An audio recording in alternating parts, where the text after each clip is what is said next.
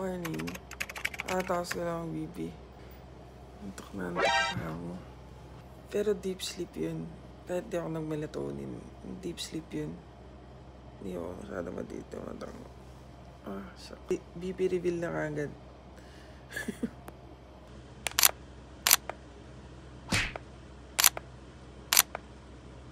So, normal naman na siya. Pero hindi pa yun yung BP na gusto ko na sobrang baba. So, happy kid na naman tayo. Ang gagawin natin ngayon, hindi ako makapag-walk pad ngayong gabi. Maraming tutupiing damit. So, mamaya na lang ulit. So, update na lang after work para makapag-walk pad. Indoor walking. Let's go. Okay, so, tapos na akong magtrabaho. Maglalaba muna ako. Tapos mag-walk pad tayo. Indoor walking.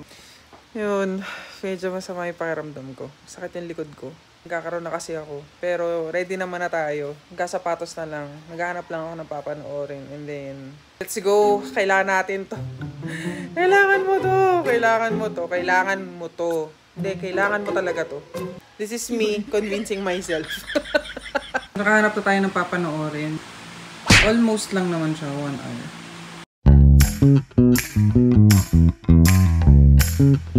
Okay, tapos na.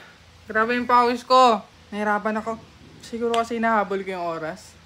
'Di ba brisk walking? So, ang ginagawa ko, 3 minutes pa rin. Normal walk ko is yung speed is 4. Tapos yung brisk walking ko is 5. So, ito na. Yung time is 1 hour. Yan, 1 hour.